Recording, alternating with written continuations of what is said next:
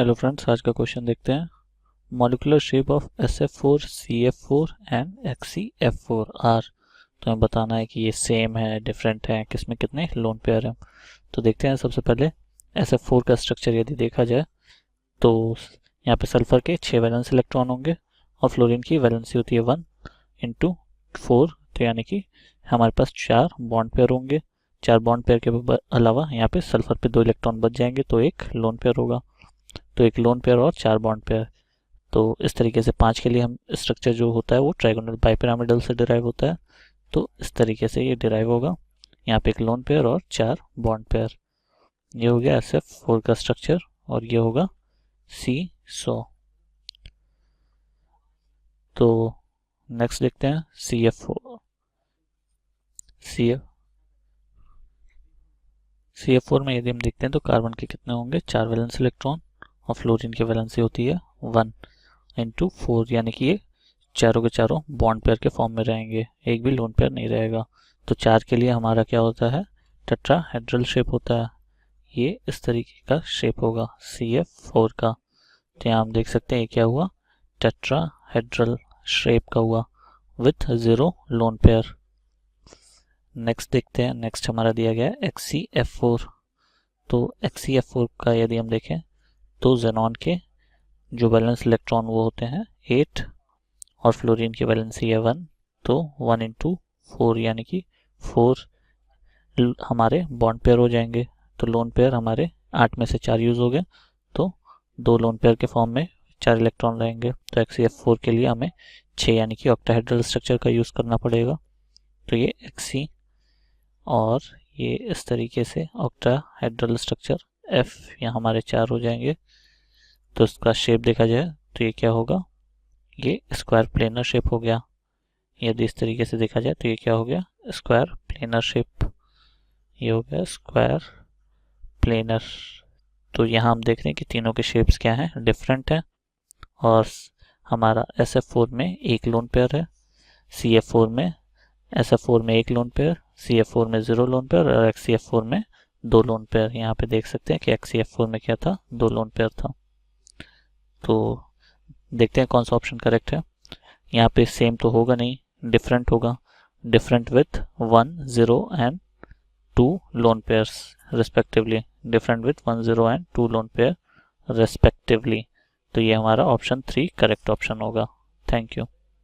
The question is the correct order of increasing CO bond length of CO, CO3 to negative and CO2 is. Now, if we talk about this, then let us talk about carbon monoxide. So, carbon monoxide has a structure something like this. So, this means that a triple bond exists between carbon and oxygen, which implies that the bond order is going to be 3, right?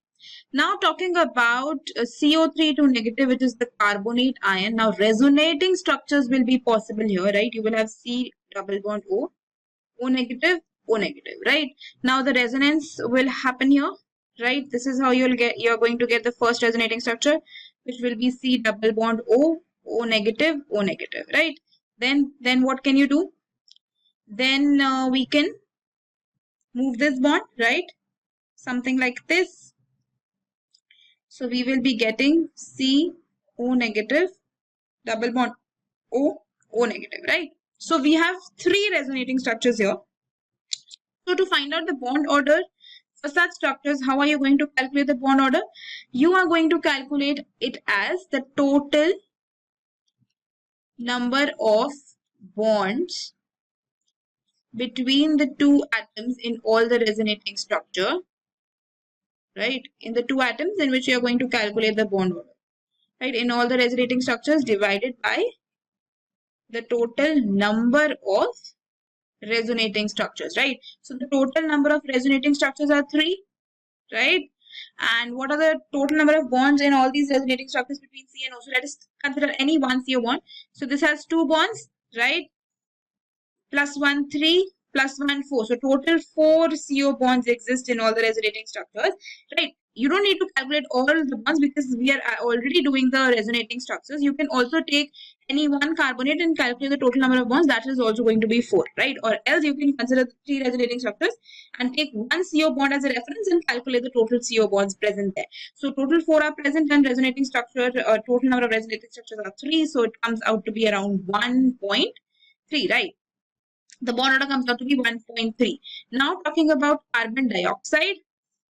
If we talk about carbon dioxide, it has a structure of C double bond O double bond O, which means that the bond order is going to be 2 here, right? So if you arrange them in the order of bond orders, CO is going to have the maximum bond order because it has an order of 3. Then we have CO2 and then we have CO3 2 negative. So this is going to be the correct answer and it is given in option number 1, right? So option 1 is going to be the correct answer for the question. Hello friends, आज का question देखते हैं. Which contains both polar and non polar bonds. तो हमें बताना है कौन सा ऐसा मॉलिक्यूल है जिसमें पोलर और नॉन पोलर कोवलेंट बॉन्ड दोनों प्रेजेंट है. तो सबसे पहले देखते हैं फर्स्ट ऑप्शन यानी कि NH4Cl. तो NH4Cl में यदि देखा जाए तो इसका स्ट्रक्चर क्या होगा, कुछ इस तरीके से होगा. NH4 प्लस हो गया और ये Cl माइनस. तो यहाँ आयनिक बॉन्ड है और ये पोलर है. ये क्योंकि नाइट्रोजन और हाइड्रोजन, तो पोलर के साथ साथ यहाँ पे आयनिक बॉन्ड है पर नॉन पोलर बॉन्ड नहीं है. तो ये हमारा नहीं हो सकता, ये आयनिक बॉन्ड हो गया. तो फर्स्ट इनकरेक्ट हो गया. सेकंड देखते हैं HCN.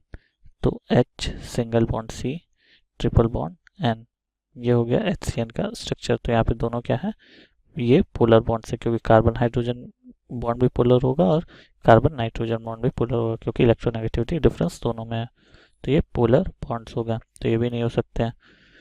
थर्ड देखते हैं H2O2 का स्ट्रक्चर. तो यदि इसका स्ट्रक्चर देखा जाए तो ये ओपन बुक स्ट्रक्चर होता है H2O2 का. तो यहाँ OH बॉन्ड जो होगा ये क्या होगा, ये पोलर नेचर का होगा. पोलर पर OO जो बॉन्ड है ये क्या होगा, नॉन पोलर नेचर का, क्योंकि दोनों ऑक्सीजन का तो इलेक्ट्रोनेगेटिविटी सेम ही रहेगा. तो ये नॉन पोलर और पोलर बॉन्ड दोनों है, तो हमारा थर्ड करेक्ट ऑप्शन होगा. 4 देखते हैं CH4. तो CH4 का स्ट्रक्चर इस तरीके का होता है और यहाँ पे यदि देखा जाए तो ये क्या है, केवल यहाँ पोलर बॉन्ड्स ही प्रेजेंट है क्योंकि कार्बन और हाइड्रोजन का इलेक्ट्रोनेगेटिविटी अलग है, तो केवल यहाँ पोलर बॉन्ड्स है. तो ये भी नहीं हो सकता. तो थर्ड हमारा करेक्ट ऑप्शन होगा. Thank you. Hello everyone. So your question says that which one among the following does not have the hydrogen bonding? Okay. So now, first of all, what are the conditions for your hydrogen bonding? You should have more electronegative group like your fluorine, oxygen and nitrogen. And the second condition is that size should be small. Size should be small size. Okay. Size small. These are the two conditions for your hydrogen bonding. And one more thing, there should be presence of your hydrogen. Hydrogen should be there. Hydrogen. Okay. Means there is a hydrogen bonding in between hydrogen and more electronegative group and more electronegative group. Okay. Now see, this is their hydrogen bonding condition. Now you have to approach the question. See, first example is your phenol. In phenol, what is there? I will just explain you the same. You have phenol. Okay. You have phenol. I'll just write here phenol. Okay, like this. You have OH group is there. Okay. Now I'll just scroll down a little for your better understanding. Okay. Wait a minute. You have phenol now. Yes. In phenol there is a hydrogen bonding possible. Why? Because you have oxygen more electronegative group that can lead to hydrogen bonding with other hydrogen. So there is a hydrogen bonding take place in your phenol. Okay. In liquid ammonia also possible because you have nitrogen. Nitrogen can form hydrogen bonding with your hydrogen like this. Okay. This is also possible. In water you have oxygen. Okay. All the conditions are satisfied, can lead to your hydrogen bonding. But in HCl cannot. You have hydrogen and you have chlorine. Okay, so chlorine have large size. As large size, it is electronegative. Okay, but it have large size. Due to presence of large size, it do not undergo hydrogen bonding. So your correct answer is HCl. So HCl does not undergo hydrogen bonding. Okay, this is how you have to approach this question. Hope you get your correct answer. Thank you. Bye bye.